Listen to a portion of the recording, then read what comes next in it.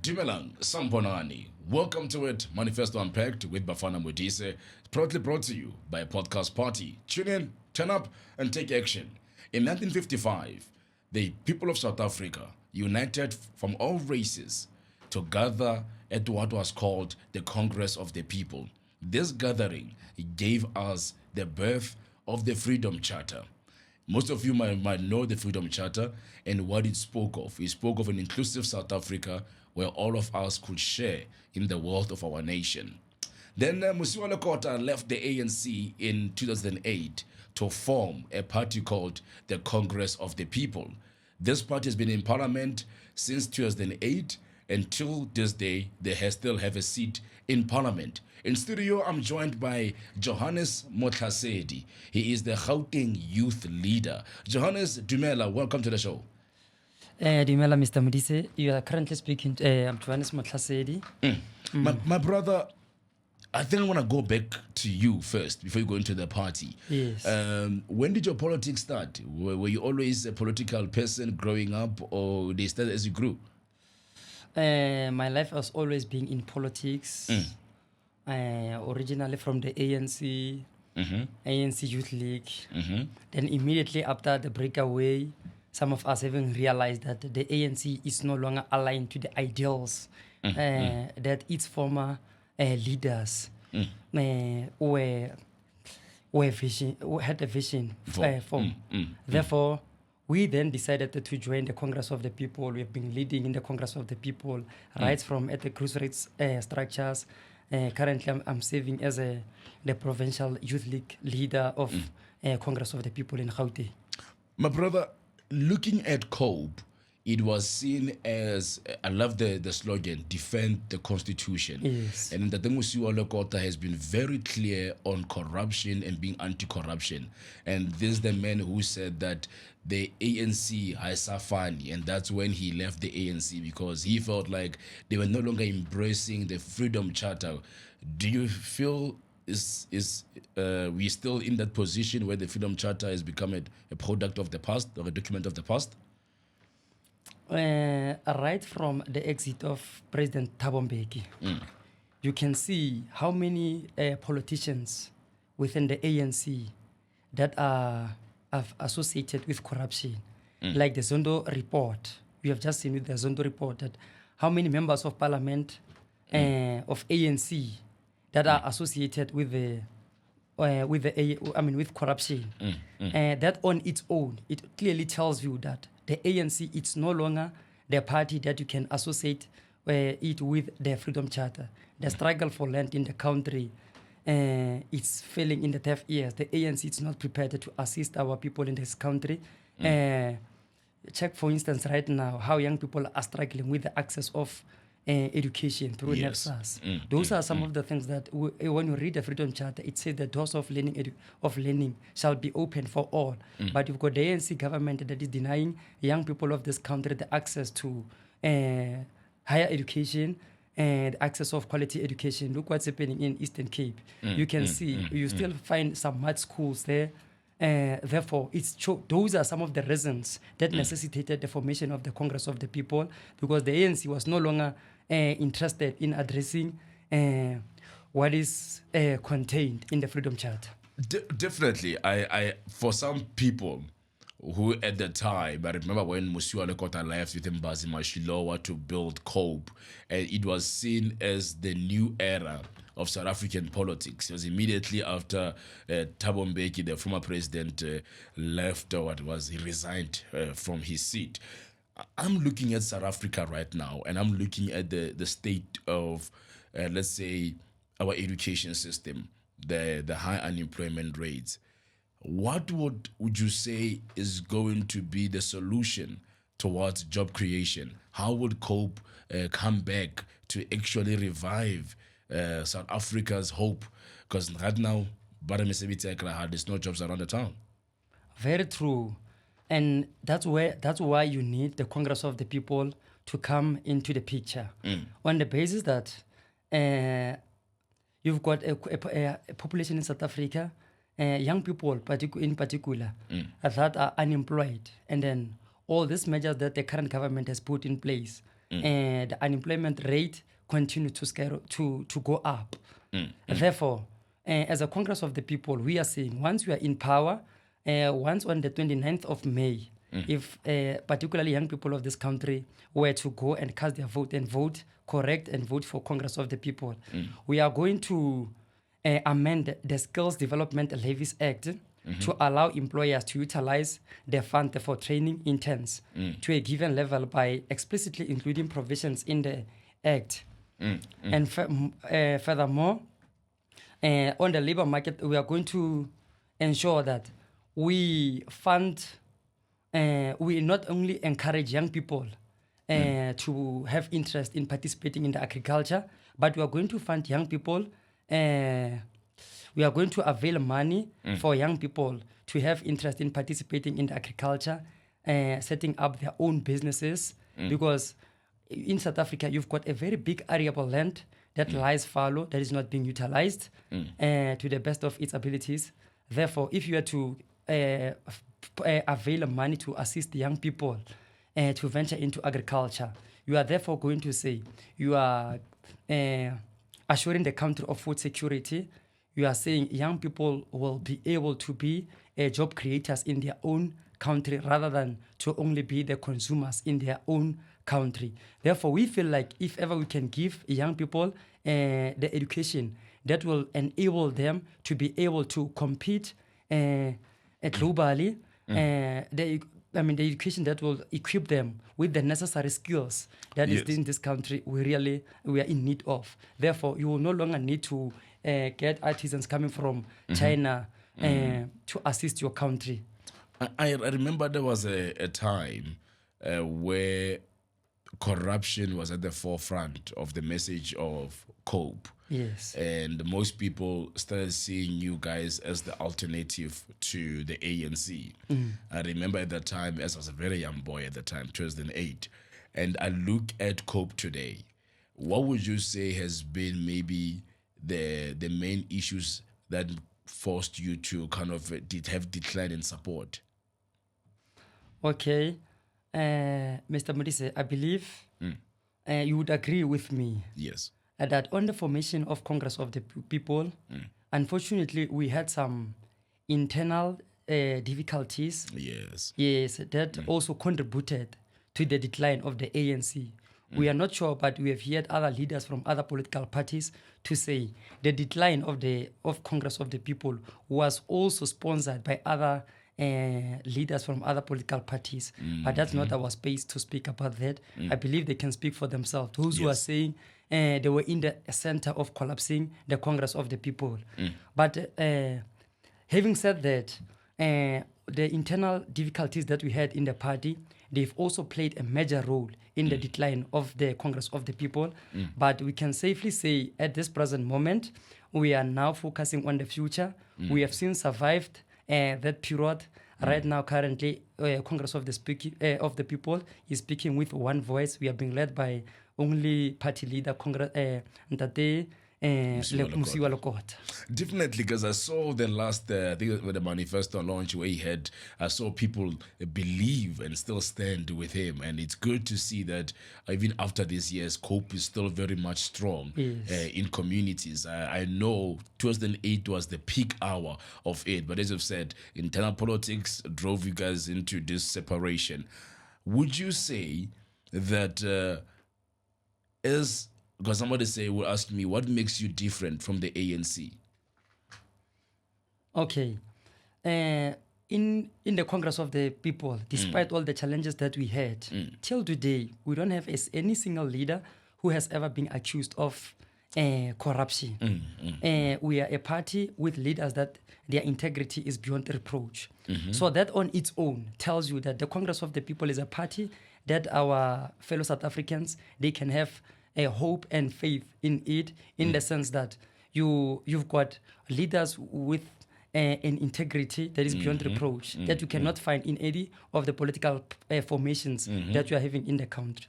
Therefore, we are giving you the party that is anti-corruption, the party that is prepared to be accountable to your people, the party that is prepared to serve the interest of the people. Yes. I'm going to go to this. Young people today in this country, they are living on social grants. They are living on 350s, as they are commonly known as Ramaphosa's. Would you say this is the best way to empower the youth? Or would you, how do you view this 350 plan? How effective is it? Look, there's no way in which you can address the socio-economic issues that are affecting your country through state dependency. You've got to create, you've got to relax foreign policies to allow foreign investment to come in your country. Yes. So that they can be able to invest in industries, so that they can be able to assist in job creation in your country. Therefore, if you are saying you want to limit our young people to forget about their dreams but to focus on the social grants that you are giving them, you are actually forcing our country to go into debts. Like for instance, currently, if you can check, we've got a huge debt in the country whereby you've got a GDP more than 70% of your debt in this country. Yes. You've got, I mean to say, you've got a country that is spending a huge amount of money, like just this year only, from the budget, from the national budget, 22% is being spent on financing your debts.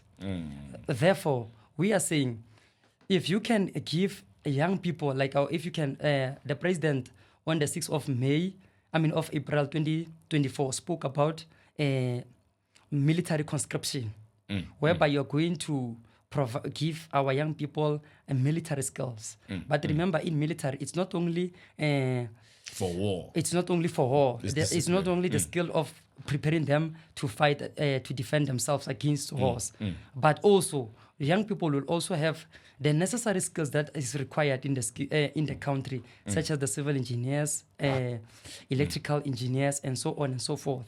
Therefore, with those skills, if this, I fear they're speaking about Amapanyaza. Yes. Yes. So Tina, we are going with this approach. We are saying Mosiuoa Lekota. When young people will be given these skills, they will be able to be taught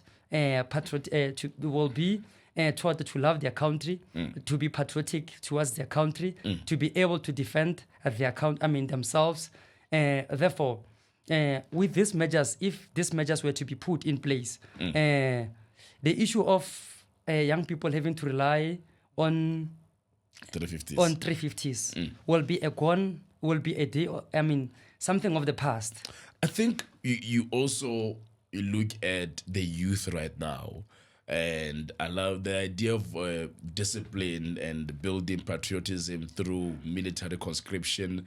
Most countries have tried it. It works. I've seen that you seem to have people more patriotic, in love with their nation, also skill-based.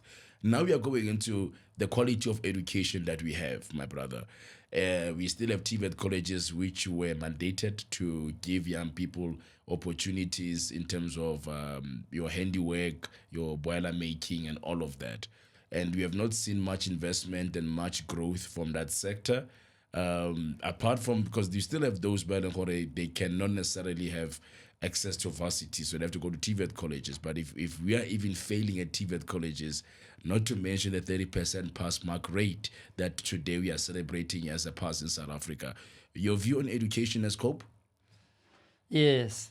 If you're to compare the education that is being provided in South Africa against the one that is being provided in Zimbabwe, for instance, when young people complete their secondary education in Zimbabwe, they are already in a position whereby if they want to venture into agriculture, if they want to do a handiwork, they can do it. Yes. But in South Africa, you've got a kind of education that force you to just be a consumer in your own economy. You complete your education without any necessary skills. Book smart. Yes, that's your economy needs. You can't even in South Africa. You complete. In South Africa, you complete your secondary school with a no skill. I mean, without any skill. Yes. Therefore, if you want to decisively or radically address the issue of education in South Africa, you've got to make sure that whenever young people complete the secondary school in this country, they are well equipped to can compete against students who have completed their secondary schools in China. Because it is possible. Look, 20 years back, China was a poor country, but right now, because of they invested much in the industrialization of their country, you're now having young people in China playing a major role, contributing significantly to the growth of the economy in China. Therefore, we are saying, if it's not a crime to go to China and ask them how did they manage to come out of the situation that they were in it 20 years ago. Therefore, apply those measures in the country. With such kind of attitude and approach, you are therefore assuring young people that they need not to look anywhere, but in your country, they will be able to exploit opportunities that are available in the country. There is a view in your manifesto where you say you want to reduce the size of government. Some people have a view that like the blacks of Panyaza, who are increasing policing, ministers, they said they were reducing the cabinet, but it was not really reduced. The question is, where is the value in that? Where do you see potential in decreasing government? Okay. Once COPE is in power, we are going to cut the size of the government. The size of your ministers in all levels, in all government spheres. Down to the mayor. Yes. Yes, in this sense. Because we believe you've got other deputy ministers, for instance, at the cabinet level. You've got other deputy ministers who are just useless, with no portfolio, with nothing to offer to your country. And then we believe that through this kind of intervention, you will be able to assist the country to save a huge amount of money. More so, we are also going to cut the number of parliamentarians that we are having in parliament. Check out the size of USA. Yes. The parliament of the USA against the number of parliamentarians that you are having in your country in South Africa. You've got South Africa with just 9 provinces. Yes. USA, it has more than 50 states. Yes. But the number of parliamentarians that are there against your country, it's very huge, the gap. So you can see that we are just wasting money in South Africa by paying these parliamentarians this amount of money, because of they are not adding anything substantial to this country. Therefore, if you are to reduce the amount of money that you are paying to these parliamentarians, right from the rooftop, the president, if you cut the salary that you are paying your president, the salary that you are paying your ministers, particularly those ones who are not performing, the country is going to save a lot of money. I think I hear you, and which is a good idea. I've always had the argument of decreased government. Young people also in the townships, there are those who are entrepreneurs, there are those who want to venture into business. And you spoke about investing more in technology, in high-tech technology. Where is the gap? Where do you see the current government? Where do you think that is not? Where do you think is this? Why are they not investing in high tech? Because clearly AI is here. The 5th industrial revolution is approaching. We're on the 4th. So the question is, do you feel is the quality of leadership? Maybe we need younger people at the top. How do you? Where's the gap? Where do you see the gap there? My brother, just to take you to Hammaskral, for instance. Yes. You've got a community in Hammaskral without access to clean water. 30 years after the dawn of democracy in this country. Yes. Therefore, look at what our members of parliament are doing. They are there just to eat and sleep. Therefore, they have forgotten what they were there for. Their mandate, yes. Yeah, they've forgotten their mandate. Therefore, you can't hope for anything from the current political administration that is in charge of running the affairs of this country. Yes. With that being said, once the COPE is in charge, running the affairs of this country, we are going to make sure that we are creating an enabling environment in this country. Like I said earlier on, to say we are going to relax foreign policies to allow foreign investment to be able to reach our country, so that there can be job creation in this country, so that in each and every community, in township and rural areas, they are able to have parks. In Makapane, in Marble Hall, you don't have people who are traveling long distances just to access malls. We are going to attract investors to be able to go and build malls where people are staying at. They don't have to go, like for instance, I can assure you, I believe you would agree with me to say there are some people who are in Limpopo who have not experienced Africa Mall. Therefore, if you are able to attract investors that are going to build a mall of size of Main Lane Mall in Polokwane, in Makapane, for example. Therefore, that's what that's a better life that we are speaking about. Not better lives for few individuals who are building the house that is of a size of Nkandla, which worth millions of rands, whereas their neighboring people, they don't have access to water, they don't have access to clinics. It's only the government is able to spend more than 400,000 just to build a clinic for one man, for one family. But then you are saying these people, they are therefore supposed to enjoy the fruits of democracy.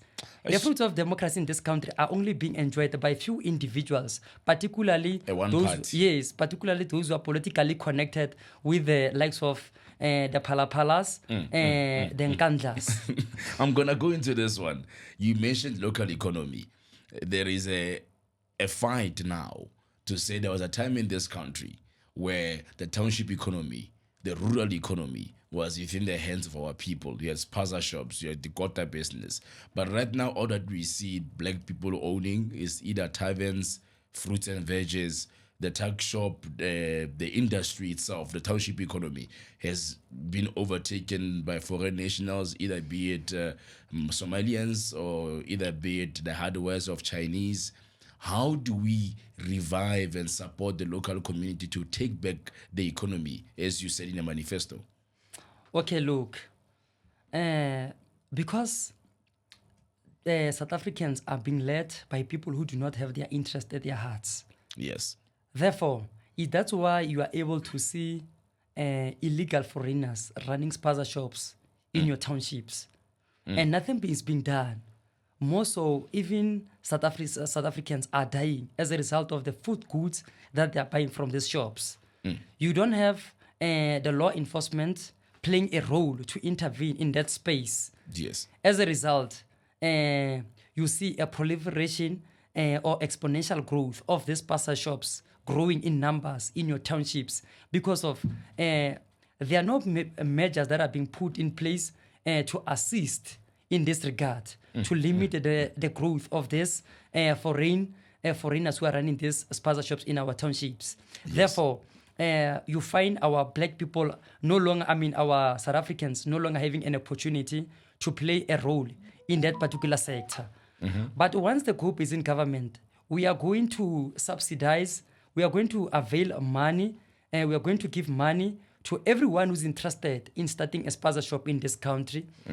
We are going to support them, to give them entrepreneurial skills to be able to run their own businesses. Like we have also make a reference to education set up in this country that it's not allowing your people to run their own businesses. As a result, foreigners are able to take advantage of that gap in your country.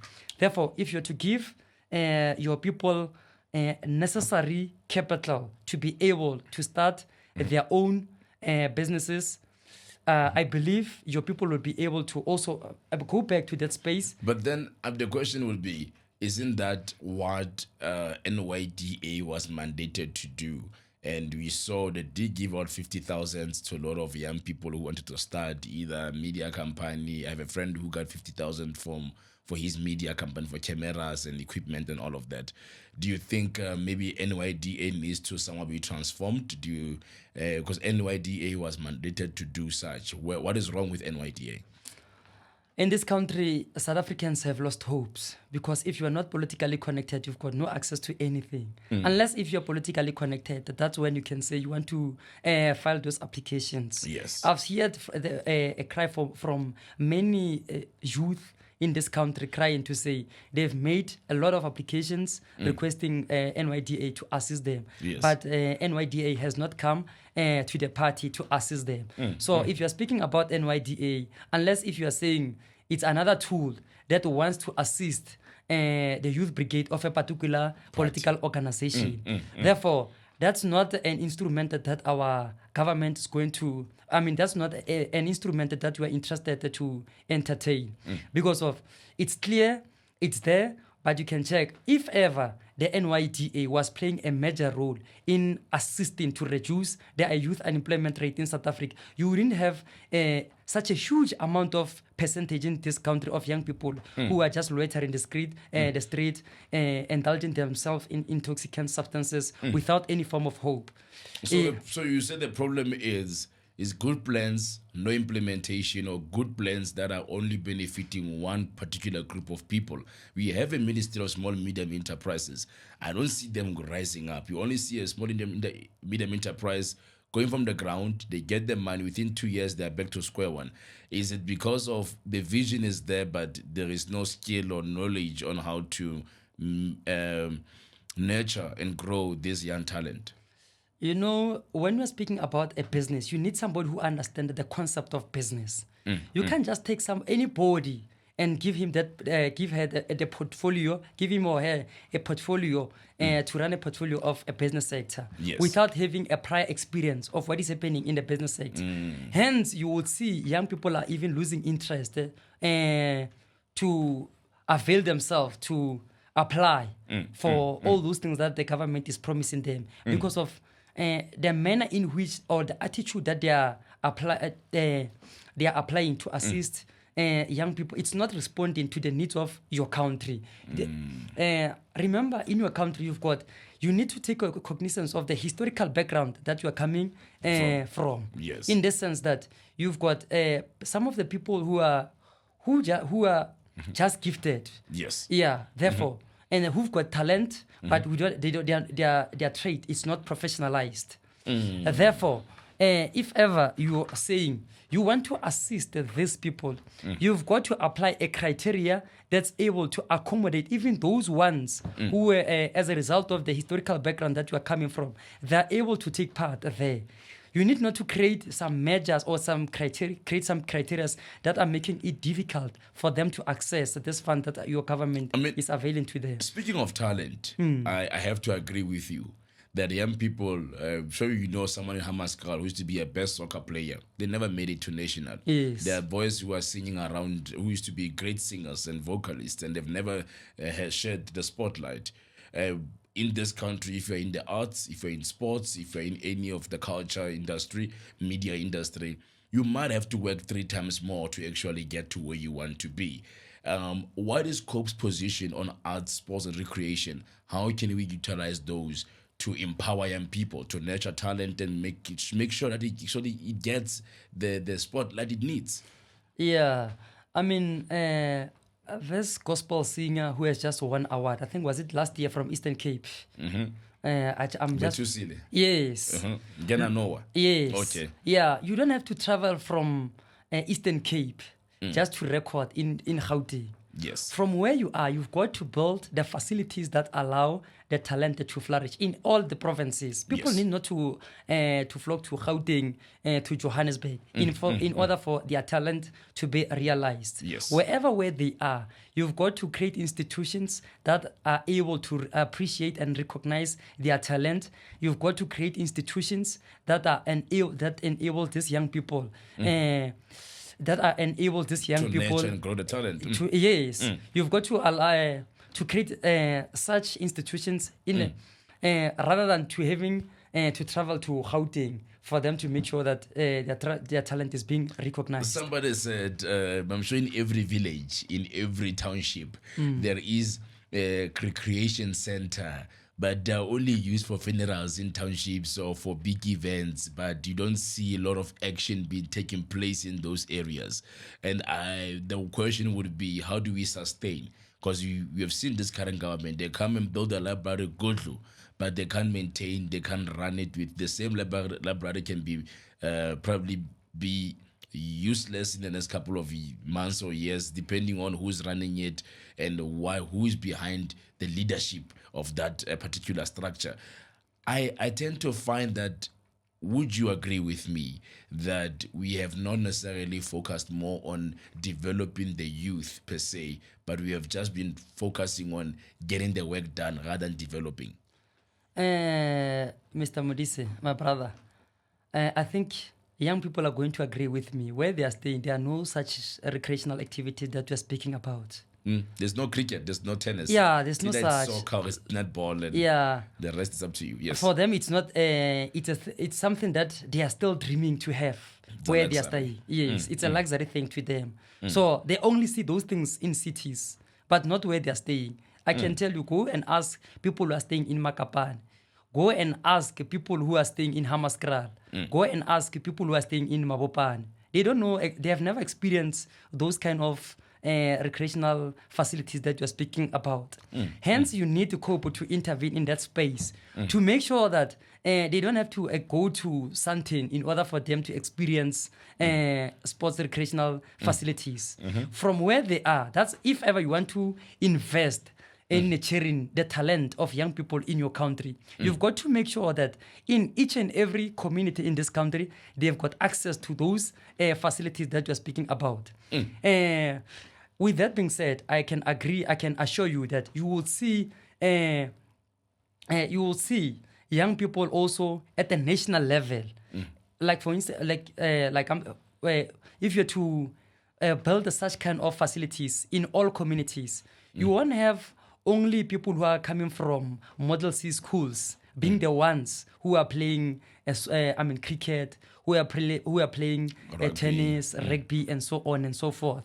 The mere fact that you don't have these facilities in rural communities, you will continue to see only soccer players. not soccer players. You will continue to see rugby players being dominated by people of a particular race and color. Yes. My leader, let's jump into this. Crime in this country. Somebody said we have so many security companies in South Africa, you would swear there is no cops. The efficiency of rule of law in this nation. Under COPE, what can we expect for rule of law and policing in general? How do we keep our people safe? Okay, once COPE is in charge of running this country, we will strengthen the rule of law to curb lawlessness that is so pervasive in almost all areas of our society. Yes. More importantly, we are also going to remove bail provisions for corruption accused persons. And we are also going to remove bail provisions for accused persons on GBV, murder, and serious crimes. Yes. And another thing that COPE is going to do, we are going to bring back a scorpion. Yeah. I remember the scorpion was immediately banned when Zuma came into power. Yeah. Do you think that decision was deliberate in a way? Was him trying to protect himself? Check. Do you have any? Can you make any reference to any success? Can you make any form of reference that ever since the existence of hawks has ever made in this country, including Mapisa Ngakula, for instance? Yeah, those are some of the things that we can bring to the fore to say we can't make any single reference to any successes that the hawks can claim ever since its existence in this country. But would you say that program that they ran going to municipalities when Segal came into power, already municipalities arresting people, was not, maybe you can't maybe say they did something there? Arrested who? Or convicted? Who was convicted as a result of that effort? No one was only if it was, it's a political tool that is being used to fight factional battles of the ruling party in your country. It's not there to address, to fight the crime or end the corruption. It's just an instrumental tool that whoever who is sitting, who is in charge of running the the country at that particular time and period, using to silence or to deal with those who are not agreeing, with them politically. So the question would be, is the best way to increase policing as Panyaza is doing, or it's either to have harsher sentences to deter perpetrators of crime? Look, you've got to professionalize your South African police service. You've got to capacitate, you've got to give them all the necessary tools and resources that they need. You've got to provide them with drones and advanced technologies that enables them to fight crime in this country. Yes. For as long as when you call 10111, they tell you they don't have van, and then you want to report an incident of a crime that is currently taking place right now. You want police officials to respond to a robbery that is currently taking place And they arrive 2 hours later. Malamolela. And they will tell you, we wish to respond, but currently we don't have Event available. events that are available to respond to the scene that we're talking about.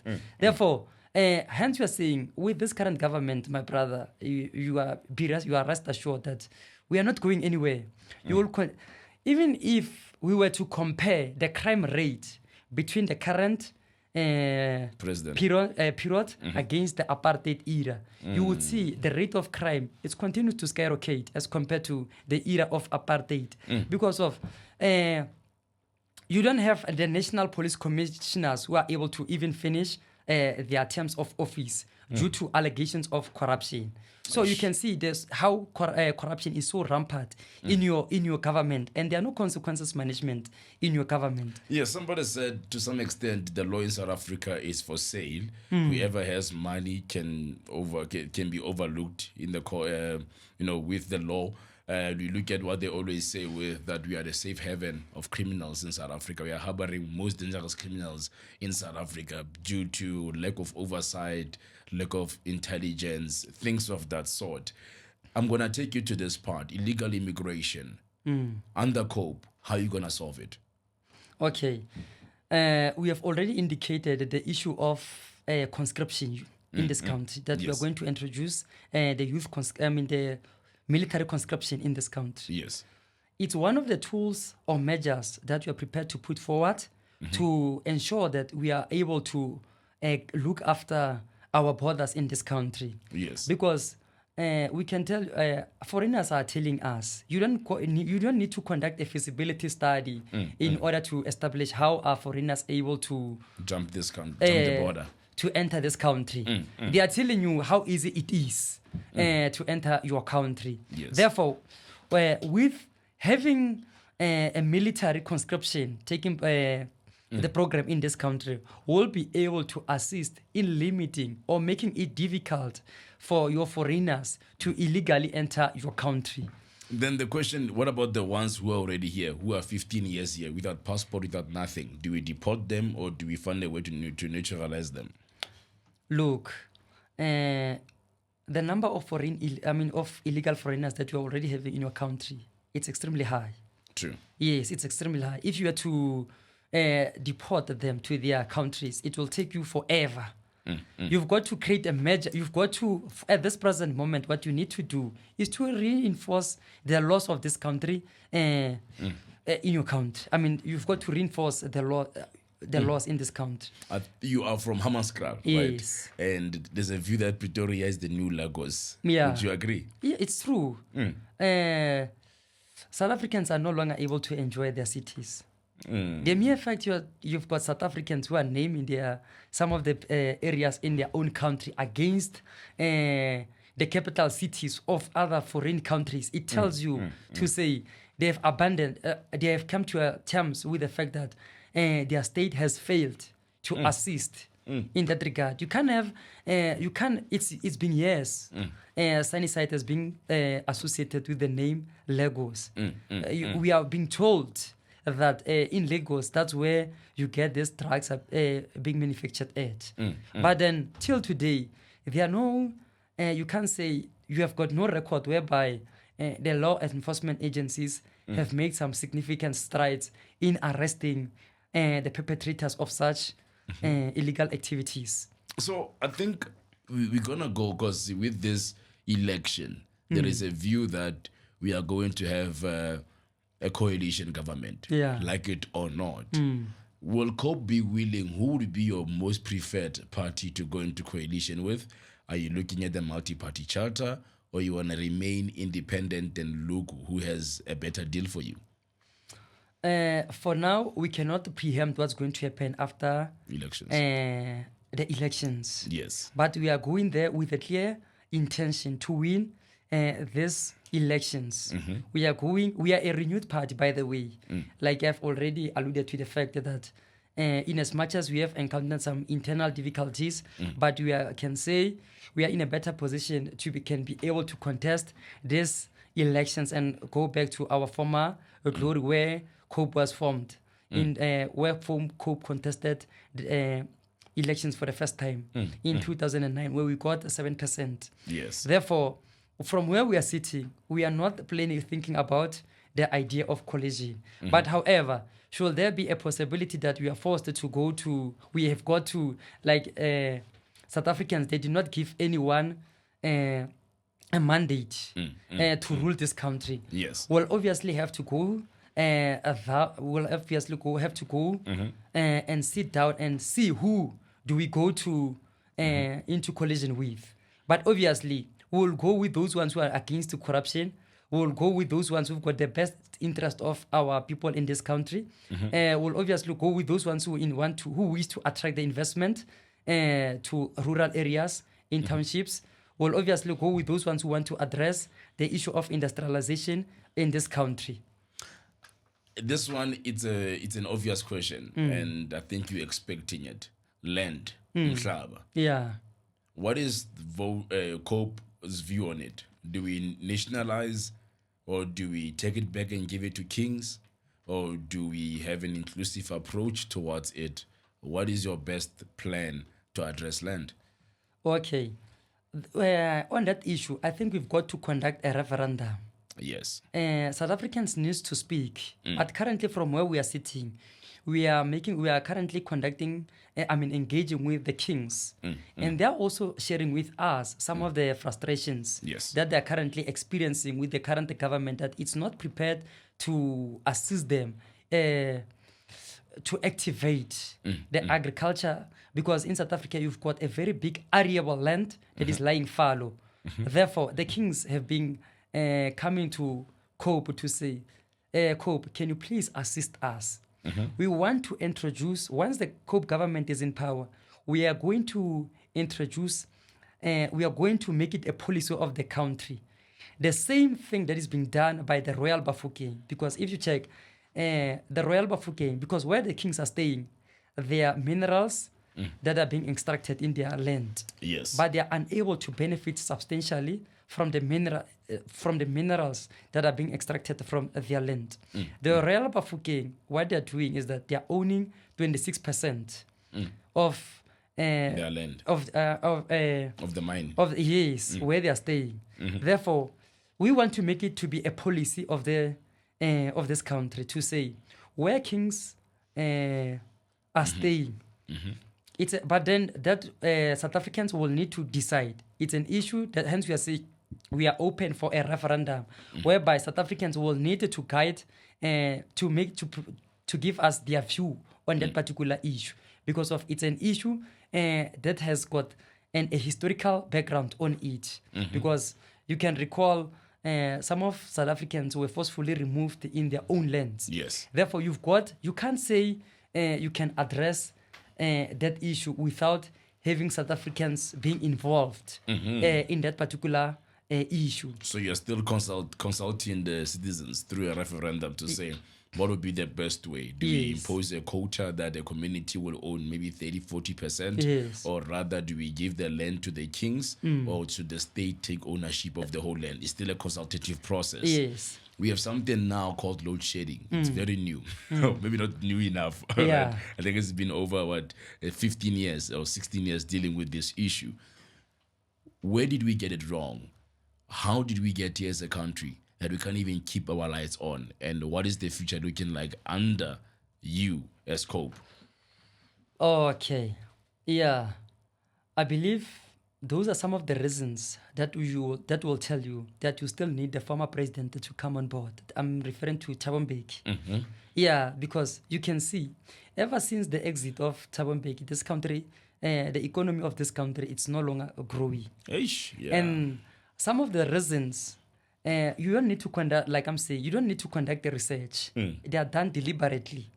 Why ever since the Tumamina takes over the government of this country, you've got such a load shedding that is being rolled out on a continuous basis like this. It's surprising that even now in election, during elections now, there's no load shedding. I'm wondering what's happening. Is a manipulation strategy? Does it mean they've won it? Or what's going on? Yeah, continue. Yeah. Modise, I believe you saw on social media, young people were saying, we want load shedding back. We want load shedding back. Because you can see, this is something that is man-made, this load shedding. There's nothing of like to say Eskom cannot supply South Africa with electricity and so on and so forth. Yes. Yeah, someone wants to own, it's a deliberate act to say we want to collapse these parastatals because we've got a group of individuals who want to own these private, these parastatals. They want to take ownership of those parastatals. But having said that, once COPE is in charge of this government, we are going to rapidly expand the energy generational capacity and use a new transformer technology to increase a grid capacity immediately to support industrial development in this country.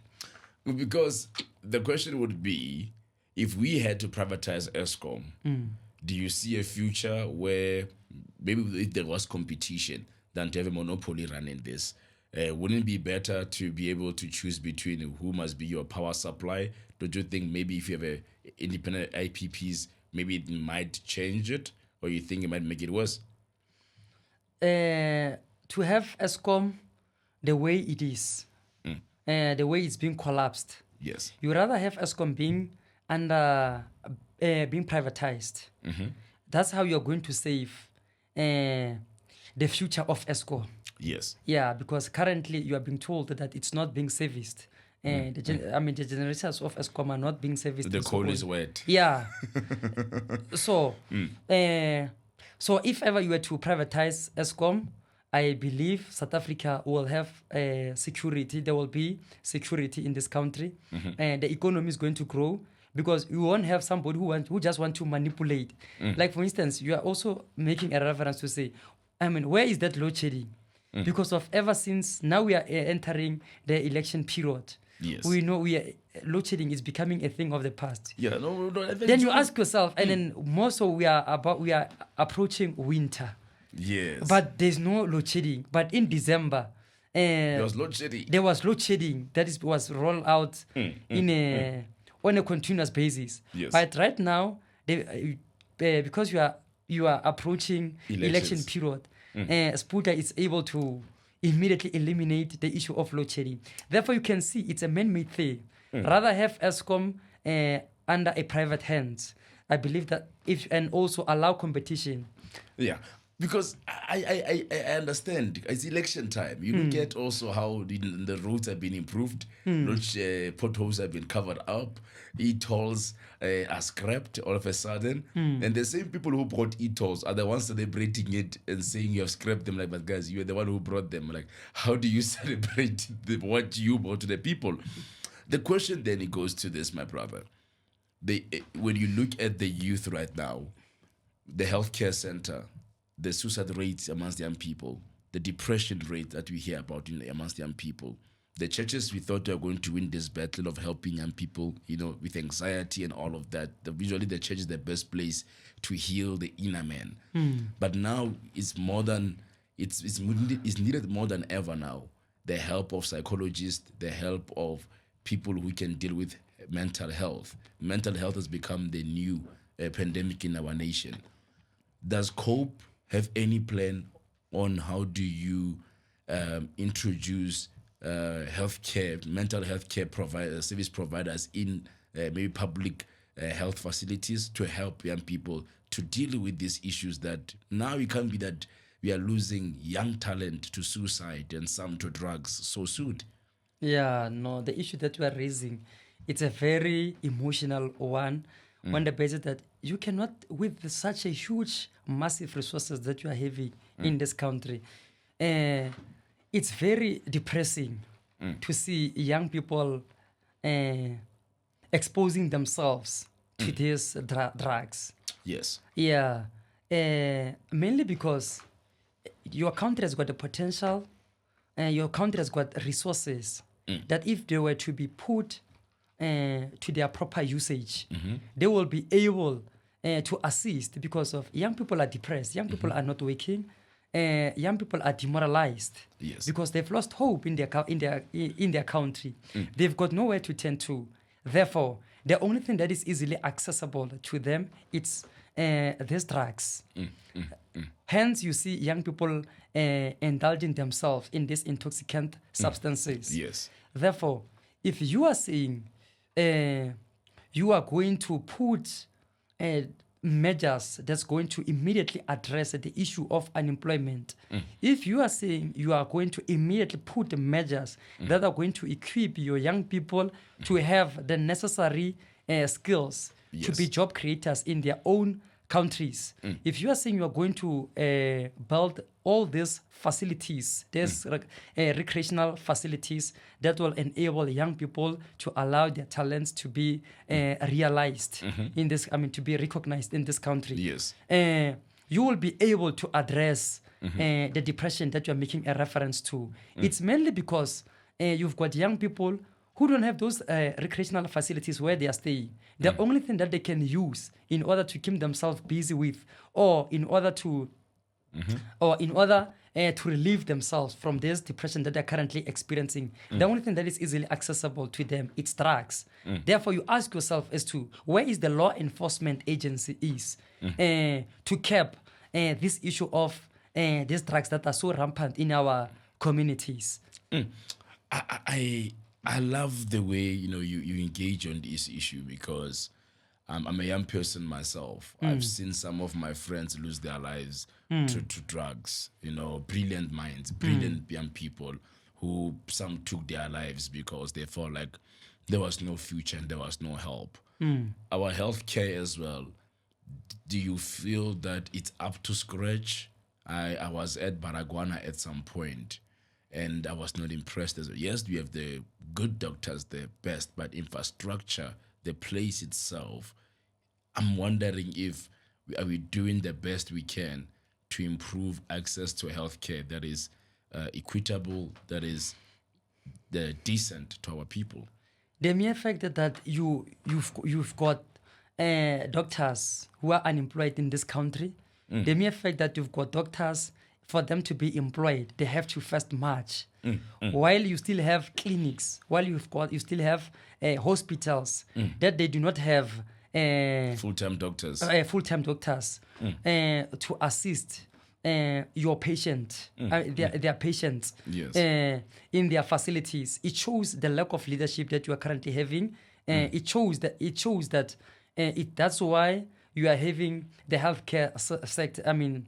System that is so deteriorating in this country. It's mainly because there is no visionary leadership in this country. It's mainly because you don't have the leadership that is prepared or that understand the challenges that your people are facing on the ground. You can't have social workers that are currently on strike asking, begging the government in Limpopo to employ them. Yet you have such a great social ills that are affecting your society in the country, but yet social workers are not being employed to tap into that space to assist your government in addressing such social ills that are currently so pervasive in your country. You are right, because I remember there was a time when you go to to villages where they will say they're waiting for a doctor who will arrive at 3. In a hospital, in clinics, forget. If you arrive there, you are too sick, you must get on the ambulance and travel probably 50 kilometers to the hospital from the village. And it also, as we said, social workers, there's many of them who have studied this, but most of them are sitting at home without jobs. But then our government seeks to say, we care about GBV, we care about mental health care, but we don't see any action. Somebody said our issues, they become just political points or sound bites, but we don't see any action being done to address them. My brother, for the interest of time, I'm a young person in South Africa. Why should I vote for COPE? Okay, but just before I go to that issue, you spoke about your social workers, your doctors. The mere fact that during the period of COVID-19, you had doctors who were brought from Cuba to address some of the health issues that your local doctors could address. The unemployed doctors that you are having in South Africa. That was for political grandstand, that thing on its own, it shows that your leaders that you are currently having in this country, they are not necessarily interested in addressing. They are not necessarily interested in addressing the difficulties that your young people are currently are facing in this country. Okay, well, once the COPE government is in power, this is what you are going to do. We are going to make a township and rural areas to attract investment. Yes. Yeah, we are going to relax policies. Like recently, your minister of Home Affairs said he was ill-advised.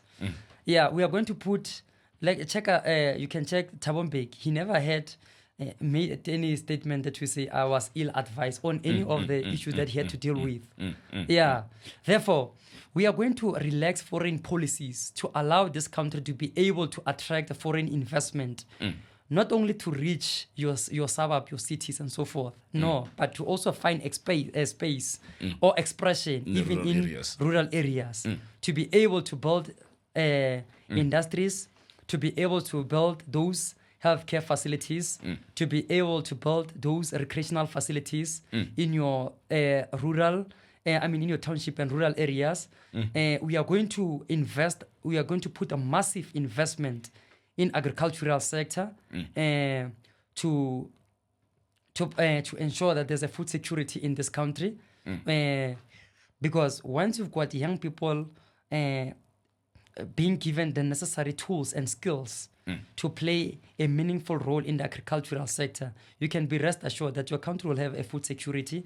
And you're also going to export some of the good that will be produced by these young people to other countries. Yes. And by so doing, you will be able to increase the GDP of your country.